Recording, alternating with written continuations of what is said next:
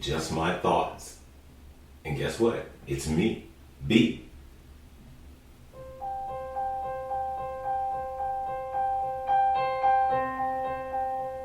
We'll do it all, everything on our own.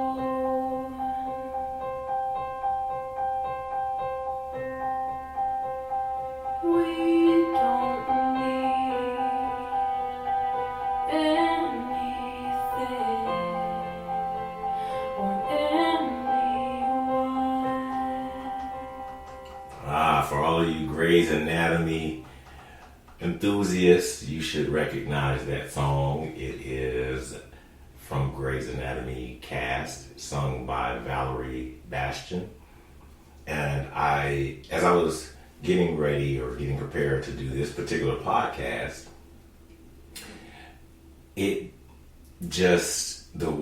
those particular words just struck me as to be relevant to the topic that I'm going to talk about.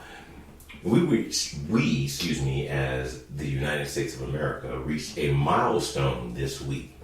Probably a milestone that not everybody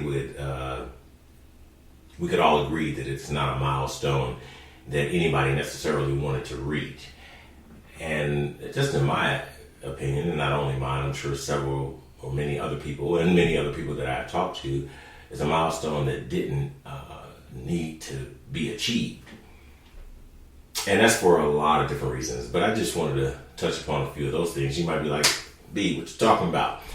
Well, we hit over 1 million deaths from the pandemic, from COVID, this week.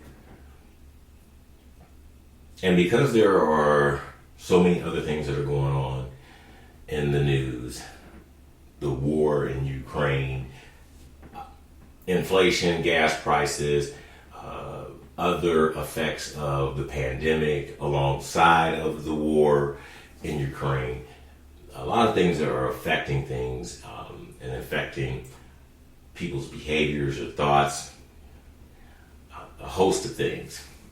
And so those first few lines in the song said, we'll do it all, everything on our own.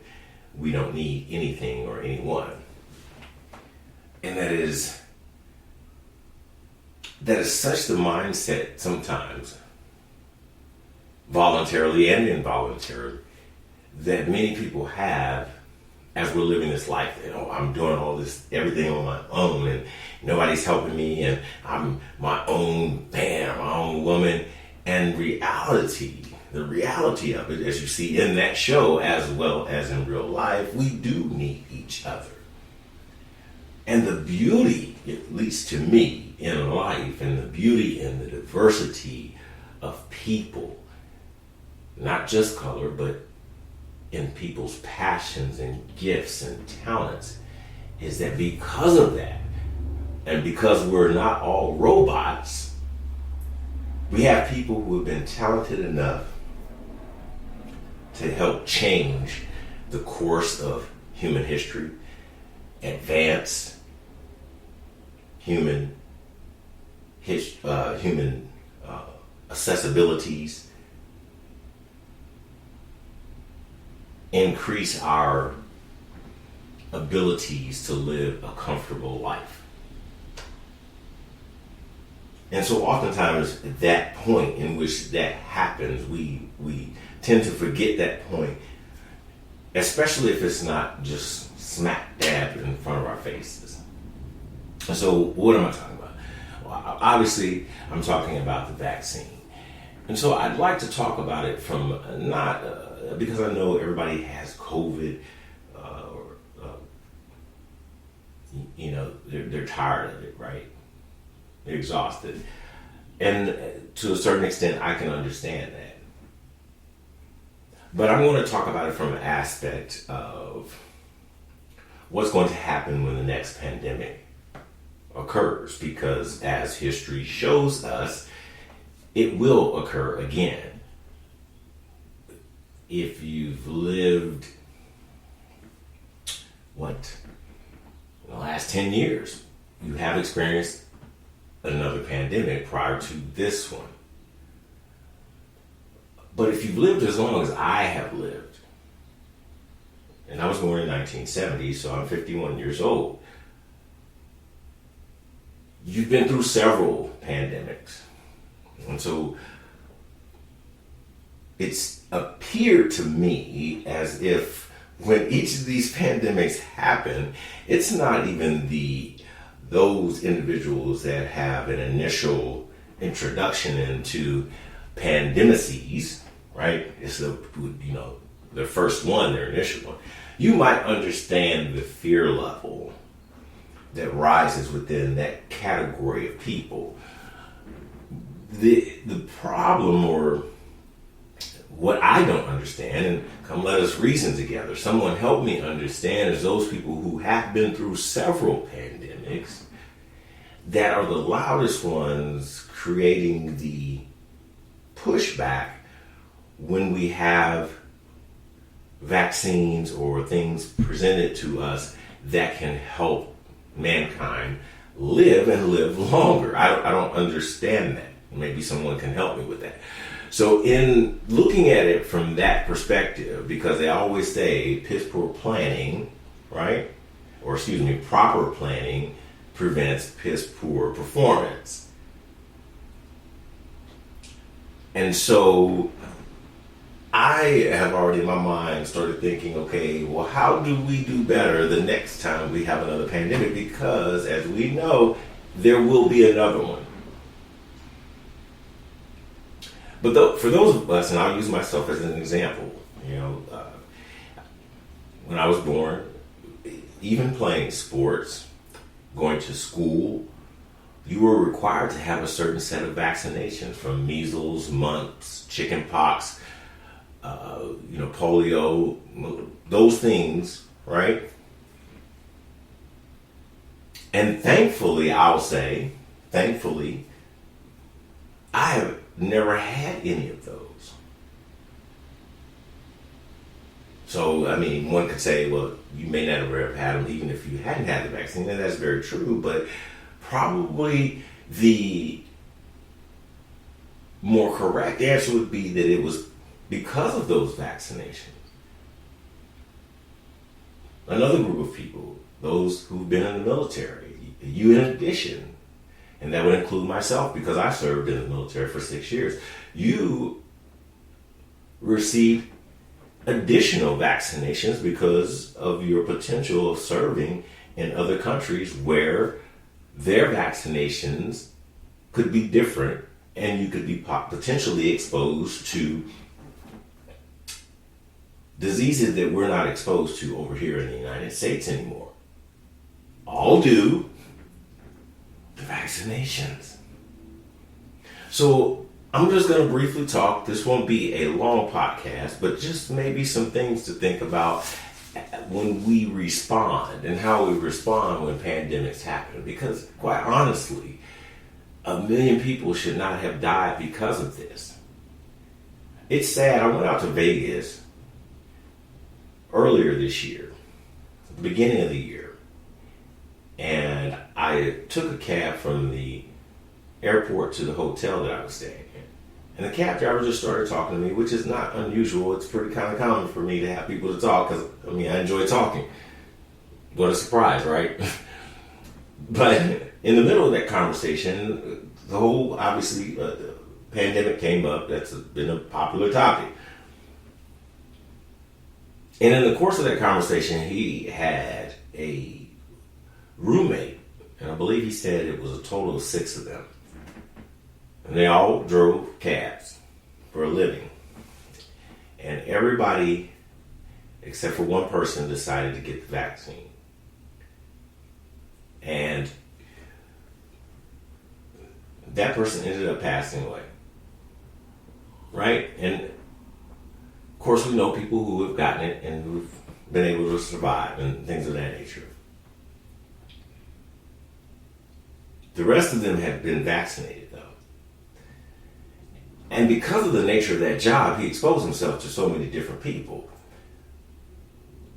So while I understand if you're retired or things of that nature, but if you're going to be around other people, which is how this disease is spread, why wouldn't you want to do as much to protect yourself? And so, again, let me go to the 3 top things that I heard in the conversations that I had and just kind of give maybe a slight different perception on the way of thinking. So one of the biggest things, top 3, so one that I heard was that they came up with the vaccine too fast. And as I sat there and would hear this, sometimes people are just kind of spouting off what they've heard other people say without really necessarily any factual information. But I don't know if people realize, scientists are working every day, all day on a lot of different things, a lot of different diseases, and they're doing it on different levels. You have the CDC, you have the military because of our presence around the world.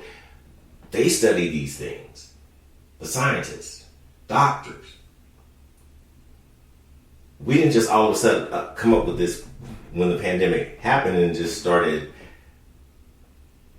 researching diseases such as this. That is something that is going on constantly. So the first thing that came to my mind as I was thinking about how to respond to this person, I said, well, when have you ever, and I wasn't trying to necessarily be smart, but in a way I was, like, when have you ever done a vaccine trial that you know how long one should take to develop? And that's what I want to ask a lot of people who, if that was your argument, when have you ever done, and when do you have the expertise to know how long it should take? And in 2022, excuse me, if we can accept that technology has come from computers and these cell phones and cars and all these different things, why is science and medicine exempt? We should be at a point where we can quickly identify some things and put some things in place to help us. So why is it that we always jump at medicine as if it's targeted to take us out of here, when the vast majority of us, medicine has helped continue to allow us to live on this earth longer? Okay, so that's the first one. The second one, I heard a lot of responses saying that people didn't know what was in it. Well, hell, you don't know what's in the burger around the corner from McDonald's or Burger King or any of the other fast food places. And I don't know too many people that are in grocery stores reading labels. I'm not saying that some people don't. Some people do. But the vast majority of people that I know don't read labels to see what's in anything. So this idea, again, that you don't know what's in it, I mean, do you know what's in your blood pressure medicine, your diabetic medication? And do you ask these questions of these doctors when you or even the over-the-counter medicine? Again, do you read these labels? Do you know what you're absorbing in? Even in the food, the processing and what they're using. Are you asking these same questions? Because if not, then all you're leaning on is this conspiracy motivation theory about why vaccines are now. And some of those don't even hold water either, because they're totally different situations. This isn't one group that's been targeted. It has affected everyone around the world. You still got places that are starting to shut down again, putting more mask mandates up. And then you have people who say, okay, I just don't trust the government. Well, it wasn't the government that actually did the trials, for one, nor did they come up with the vaccine, for two. That's not what the government does, per se. Okay? So what scientists did, doctors, people who've been doing it for years and years and years again. But my question is this, to those people who say that they don't trust it.